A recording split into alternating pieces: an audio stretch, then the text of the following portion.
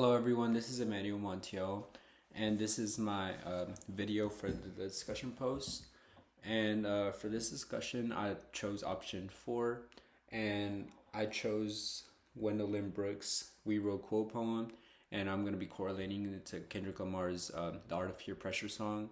And if I'm being honest, the reason I chose this is because the poem is pretty short, and because with this option, it's pretty easy to correlate to this song I know by Kendrick Lamar. So if you haven't heard the song, it's basically about is Kendrick telling a story about being young, hanging out with his friends, and getting peer pressure into doing reckless stuff, even though he knows it's dangerous. And this storyline, it fits really well with what Brooks says in We Wrote Cool. And I'm gonna read it real quick. It says, "The pool players, 7 at the Golden Shovel. We wrote cool. We left school. We lurk late. We strike straight. We sing sin. We thin gin, we jazz June, we die soon." Like I said, pretty short, only 8 lines. So, and the poem We Wrote Cool, the boys are trying to be hard and cool. When it says that they lurk late, they strike straight, and they thin gin, basically they're bragging about skipping school, staying out all night, drinking, smoking, and just doing whatever they want. And even though they sound pretty confident, the poem is actually hinting that all this coolness is kind of an act and a dangerous one. The last line, "We die soon," it kind of snaps everything back into reality, and it shows the cost of that lifestyle. In Kendrick's song, it's almost exactly the same thing, but in a modern way. He talks about riding around with his friends in a car, feeling unstoppable and peer pressured. And you can hear how being in the group changes what he thinks is okay. So a really bad influence for him.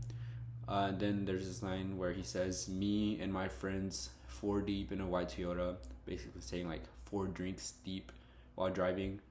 And that is like a straight correlation to the poem, because both show an image of young guys out together at night trying to act tough and cool and grown, all that.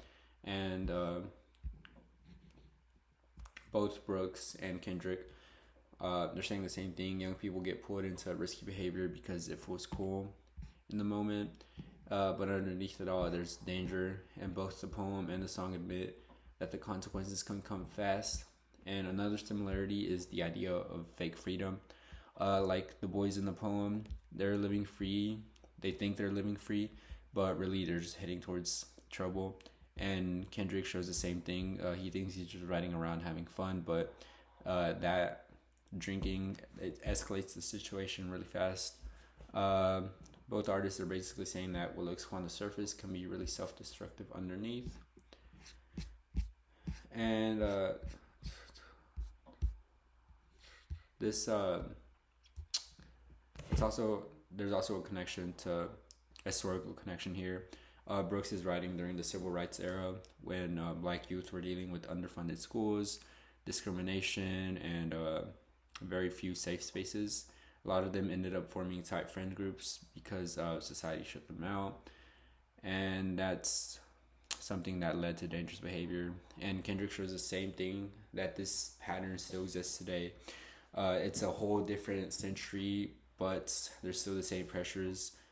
So the cultural legacy is something that the struggles Brooks wrote about, it didn't disappear. It just grew, and sadly, it is proven and pretty factual that a lot of crime rates come from the lower income communities where there's a lot of poverty, and that's like a lot of the systemic inequality that was set for these black communities.